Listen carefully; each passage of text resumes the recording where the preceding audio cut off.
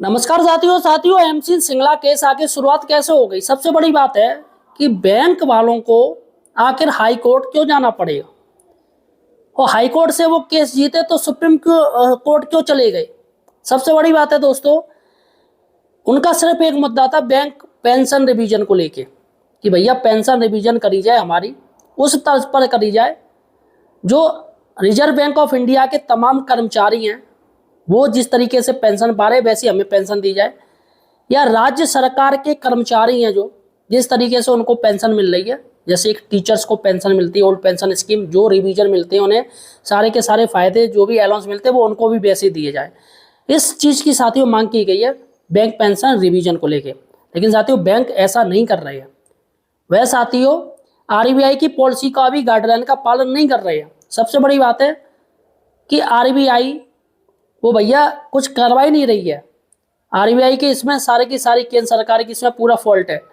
IBA तो साथियों Indian bank association तो वो चाहता ही है कि भैया हमें पैसा ना देना पड़े, हमें पैसा खर्च करना पड़े, क्योंकि पैसा अगर इन पेंशनर को दे देंगे तो बड़े बड़े उद्योगपतियों के जो कर्ज माफ किए जाते हैं और जो बैंक अपनी बैलेंस शीट सही रखती हैं दिखाने के लिए कस्टमर को, देखो हमारा इतना प्रॉफिट हो रहा है, इतना हम कर रहे हैं, आप हमारे बैंक में आइएगा, आपको सब कुछ अच्छा मिलेगा, ब्याज अच्छी मिलेगी, सिर्फ बैलेंस शीट रखने के लिए साथियों ये जो पेंशनर है बैंक पेंशनर है इनके कॉर्पस फंड का इस्तेमाल हो रहा है सिर्फ और सिर्फ, और तमाम उद्योगपतियों का जो करोड़ों अरबों रुपए का चूना लगा के विदेश भाग जा रहे हैं। बैंकें बिना किसी जांच पड़ताल के उनको लोन दे देती हैं, वो साथियों जिनको चूना लग जाता है तो सारा का सारा जो केंद्र सरकार है इन्हीं कॉर्पस फंड से वो पैसे की भरपाई करती है, और यहाँ पर पेंशनरों का पैसा है जो सरकार देना नहीं चाह रही। साथियों आज मैं आपको बता दूं, आज मैं आपको 3 बड़ी बात बताने जा रहा हूँ। अगर आप एक बैंक कर्मचारी या बैंक पेंशनर है या आपके बच्चे होंगे निश्चित ही बैंक में कार्य कर रहे होंगे, ओबियसली कोई ना कोई फैमिली मेम्बर हो, तो ये आपके लिए जानना जरूरी है। देखिएगा सबसे बड़ी बात है 6 दिन तक बैंक बंद रहेंगे। 6 दिन क्यों रहेंगे बैंक बंद मैं बताऊंगा। जो बैंक बंद रहेंगे वो 23 से 28 मई तक रहेंगे, सारा का सारा मैं आपको डाटा बताऊंगा। और तीसरी बड़ी बात है बैंकों ने 2025-26 वित्तीय वर्ष में 2 लाख करोड़ रुपए कमाए, प्रॉफिट किया है साथियों, गेन 2 लाख करोड़ का। यहाँ पर में बैंक है, स्टेट बैंक ऑफ इंडिया है, बैंक ऑफ बड़ौदा है, केनरा बैंक है, यूबीआई बैंक है, पीएनबी है, इंडियन बैंक है, बीओआई है, बीओएम है, आईओबी है, सीबीआई है, यूको है और पीएनएस, ये साथियों बैंक है। इन्होंने कितना पैसा कमाया है वित्तीय वर्ष में 2025-26 में, लेकिन साथियों बैंक पेंशनर को ये पेंशन क्यों नहीं देना चाह रही। आज इनको मैं एक्सपोज करने जा रहा हूँ इन बैंकों को। इन बैंकों का कहना है कि हम लॉस में चल रहे हैं, हमारे पास ज़्यादा पैसा नहीं है इसलिए हम पेंशन रिवीजन नहीं कर सकते, और जबकि इनकी असलियत में आपको दिखाने आ रहा हूँ। अतः साथियों मुझे सपोर्ट कीजिएगा यार, चैनल को सब्सक्राइब जरूर कीजिएगा। अगर आप एक बैंक कर्मचारी हैं, एम्प्लॉय हैं या पेंशनर हैं, बैंक पेंशनर हैं, आप पेंशन रिवीजन चाहते हैं, एमसी सिंगला केस को साथियों मैं हाईलाइट कर रहा हूँ अपने चैनल पर, जिसका साथियों फ़ायदा भी आपको देखने को मिलेगा और मिल भी रहा है। अतः साथियों हमें सपोर्ट कीजिएगा यार, चैनल को सब्सक्राइब जरूर कीजिएगा, वीडियो को शेयर कर दीजिएगा, तमाम आपके व्हाट्सएप ग्रुप है, चलेगा साथियों। देखिएगा सबसे पहले हम चलते हैं, 6 दिन तक बैंक बंद रहेंगे, ये साथियों 6 दिन की बात की गई है, जिसमें तारीख है 23 से लेकर 28 मई, यानी आज 22 तारीख का, तो 23 से लेकर 28 मई, 23 तारीख को ये बैंक बंद हो जाएंगे। 23 तारीख का शनिवार है, 24 तारीख का रविवार है, ये तो भैया बंद रहेंगे, लेकिन 25 और 26 तारीख को हड़ताल होगी। 25 और 26 तारीख को हड़ताल है, और 27 और 28 तारीख को बकरीद है। मतलब हर राज्यों में अलग अलग होगा, बकरीद अलग अलग मनाई जाएगी, इसलिए 27 से 28 तारीख बकरीद होने की वजह से ये बैंक बंद रहेंगे। सबसे ज़्यादा जो दोस्तों जो हड़ताल है वो एसबीआई कर रही है, स्टेट बैंक ऑफ इंडिया की तरफ से ये हड़ताल बुलाई गई है, और वही साथियों ये रखेंगे। सबसे पहले दोस्तों एक हड़ताल का वीडियो देख लीजिएगा, किस तरीके से बैंक कर्मचारी वो तमाम उनकी मांगे हैं, जो कर्मचारी अभी नौकरी कर रहे हैं उनकी क्या क्या मांगे।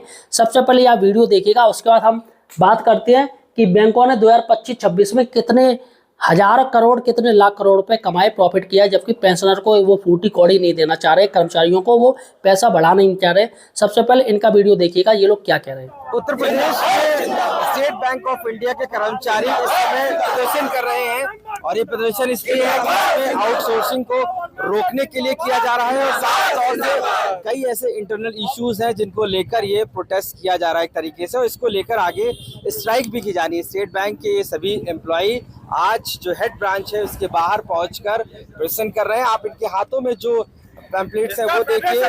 ऑल इंडिया स्टाफ फेडरेशन जिंदाबाद, अपॉइंटमेंट हमारी जिंदाबाद, किए जा रहे हैं। मांग हमारी इनसे पूछते हैं कि बताइए, आउटसोर्सिंग बंद करो।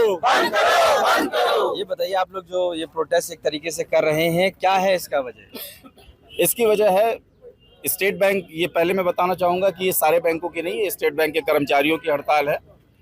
और पिछले 2 वर्षों से जो नया प्रबंधन आया हुआ है स्टेट बैंक के अंदर, वो हमारी मांगों को लेकर के, जो कि हमारी आपको पता ही होगा कि द्विपक्षीय समझौतों से सारी मांगों का सलूशन होता है, पर पिछले काफ़ी लंबे समय से लगभग 2 वर्ष हो गए ये प्रबंधन कहीं ना कहीं हमारी प्रत्येक मांग पर हमें एक लॉलीपॉप जैसा कुछ देता है और फिर कहता है मांग कि है आपकी?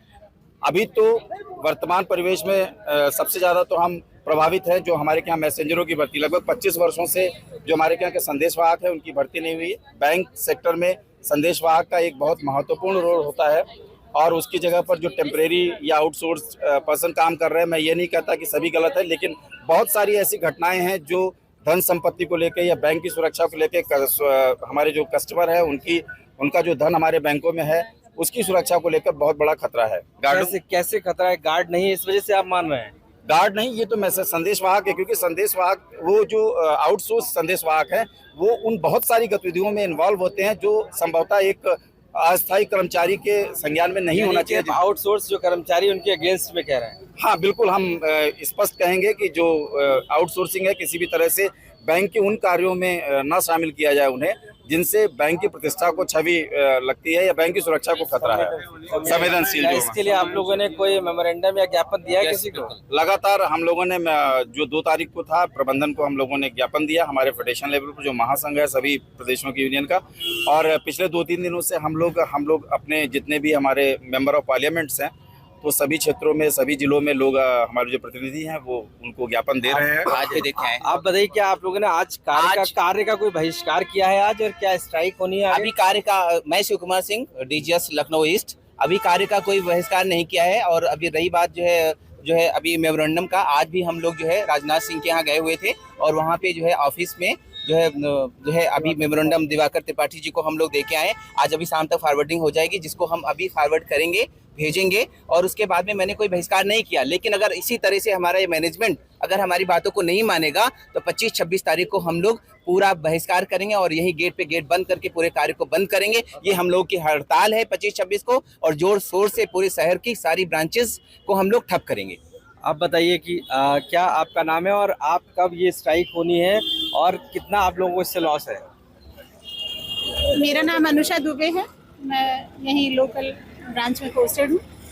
ये हड़ताल 25-26 को होनी है जो सिर्फ स्टेट बैंक की है, बाकी बैंक इसमें शामिल नहीं हो रहे हैं। हमारी मांगे हैं जिसके बारे में हमारे सीनियर्स ने आपको बताया ही है, और इससे बहुत बड़ा बैंक को नुकसान होने वाला है। 2 वर्किंग डेज में अगर काम बंद रहेगा, और उसके पहले भी 2 दिन 23-24 को ऑलरेडी छुट्टी है, तो ये 4 डेज का एक लॉन्ग वर्किंग जब ठप रहेगी तो मैनेजमेंट को पता चलेगा कि हमारे जो अवार्ड स्टाफ हैं या जो हमारे नीचे सबऑर्डिनेट्स हैं उनको किन किन परेशानियों का सामना करना पड़ता है डेली वेजेस में। आउटसोर्स कर लिया आपने, टाइम बाउंड कर दिया कि आप 10 मिनट में ये करके दीजिए, 10 मिनट में आपका हर काम बाउंड है, लेकिन आपने स्टाफ नहीं दिया हुआ है। आपने स्टाफ इतना कम दिया हुआ है, मतलब एडिक्वेट तो दीजिए। अगर 3 की कैपेबिलिटी वाला स्टाफ है तो आप कम से कम 2 तो दीजिए, आप 1 दिए हुए हैं। ये कोई सुनने समझने वाला नहीं है। यानी कि आप लोग स्ट्राइक रहेगी अगर आपकी बातें नहीं मैनेजमेंट मानता है तो? स्ट्राइक बिल्कुल रहेगी, और अभी तो ये 2 दिन की हड़ताल है। जैसा हमें संदेश ऊपर से प्राप्त हो रहा है अपने फेडरेशन से या अपने ऊपर के नेतृत्व से, अगर जरूरत पड़ी तो हम शायद अनिश्चितकालीन हड़ताल के लिए भी जा सकते हैं। तो देखा साथियों, आपने देख लिया। सबसे बड़ी बात है दोस्तों, एडॉक मतलब संविदा के बेस पर इनकी भर्ती कर रहे हैं। बैंक कर्मचारियों के ऊपर इतना ज़्यादा लोड है और कोई स्थायी भर्ती हो नहीं रही है। काफ़ी समय से बैंकों में कोई भर्ती नहीं की गई है और सारे के सारे 10-10, 15-15 हज़ार में ये लोग भर रहे हैं, जो कि गलत है। और गार्ड भी नहीं है साथियों। अभी कुछ हादसा होता है तो भैया क्या करेगा, तो सिक्योरिटी होनी चाहिए। चलेगा साथियों, अब हम चलते हैं तीसरी बड़ी बात पर। बैंकों ने 2025-26 में 2 लाख करोड़ रुपए से ज़्यादा कमाए, प्रॉफिट कमाए। देखिएगा, मैं एक आंकड़ा आपको बता रहा हूँ। सबसे पहले हम बात करेंगे SBI, जो सबसे बड़ी बैंक है देश की। और SBI साथियों रीढ़ की हड्डी मानी जाती है केंद्र पूरा का पूरा भारत की अर्थव्यवस्था की। देखिएगा, SBI ने जो कमाए है साथियों 80,032 करोड़, 80,032 करोड़ रुपए इसका नेट प्रॉफिट है। वित्तीय वर्ष कौन सा है? 2025-26, एक साल का साथियों। 80,032 करोड़ रुपए से ज्यादा। बैंक ऑफ बड़ौदा ने साथियों कमाए 20,021 करोड़। यहां पर जो मैं लिखूंगा वो करोड़ में ही होगा, ठीक है, सीआर होगा। तो 20,021 करोड़ रुपए बैंक ऑफ बड़ौदा ने कमाए हैं। उसके बाद कैनरा बैंक ने साथियों कमाए 19,187 करोड़, 19,187 करोड़ रुपए कैनरा बैंक ने कमाए एक साल का। उसके बाद है UBI, United bank of India ने कमाए 18,697। ये देखिएगा साथियों, करोड़ों में इनकी आमदनी हो रही है, प्रॉफिट दे रहा हूं ये डाटा। और पीएनबी, पंजाब नेशनल बैंक है 16,904 करोड़।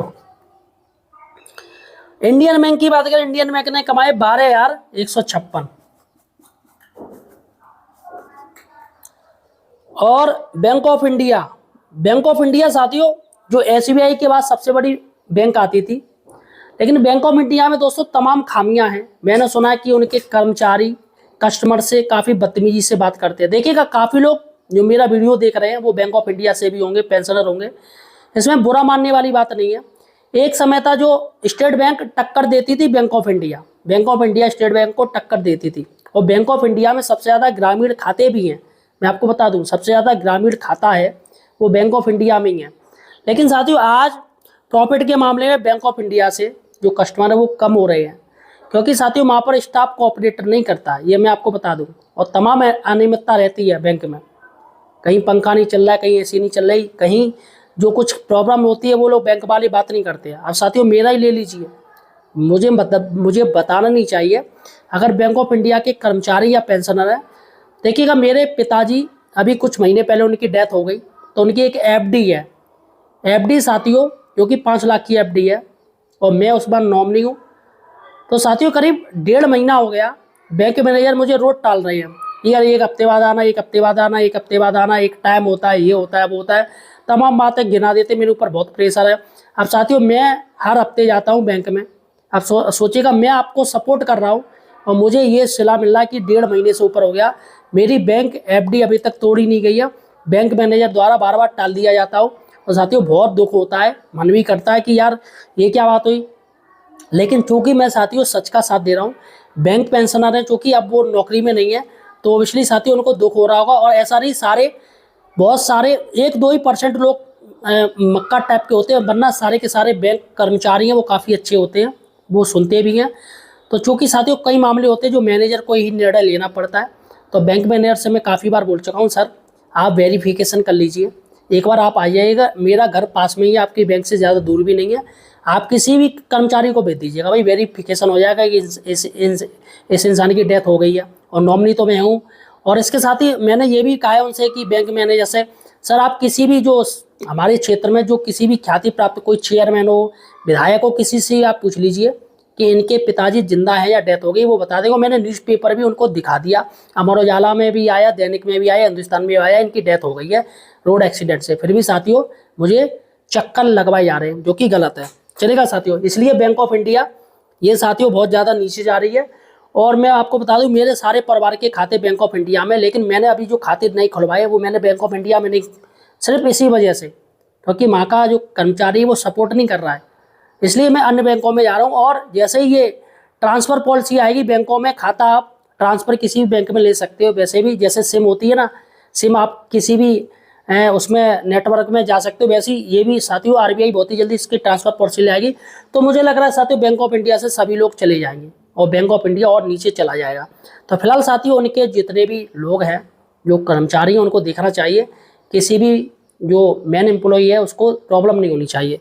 तो चलेगा साथियों, बैंक ऑफ इंडिया का जो प्रॉफिट है वो कम हो गया है 10,527 करोड़। मतलब बैंक ऑफ बड़ौदा से भी, कैनरा से भी, यूबीआई से भी, पीएनबी से, इंडियन बैंक से भी नीचे चला गया। बताइए साथियों इतना कम प्रॉफिट हुआ है। और उसके बाद है बैंक ऑफ महाराष्ट्र की बात करें 7,019 करोड़ रुपए प्रॉफिट हुआ है। और इंडियन ओवरसीज बैंक की बात करें तो 5,209 करोड़ रुपए इनको फायदा हुआ है। उसके साथियों आईओबी की बात करें, आईओबी हो गया। और उसके बाद है CBI, central bank of India,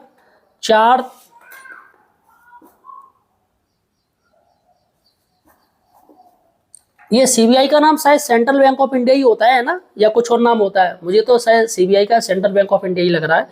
तो 4,369 है।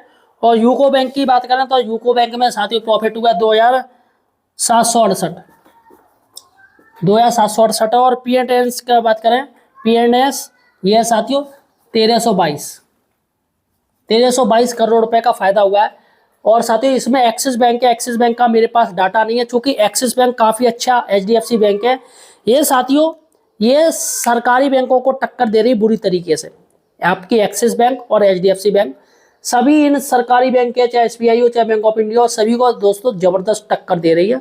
और सबसे ज़्यादा मार्केट में यही बैंकें फैली पड़ी, क्योंकि यहाँ का जो स्टाफ है काफ़ी सपोर्ट करता है, काफ़ी प्यार से बोलता है। और फ़ौरन साथियों अमाउंट भी फ़ौरन क्रेडिट हो जाता है, सारा काम जल्दी से जल्दी हो जाता है।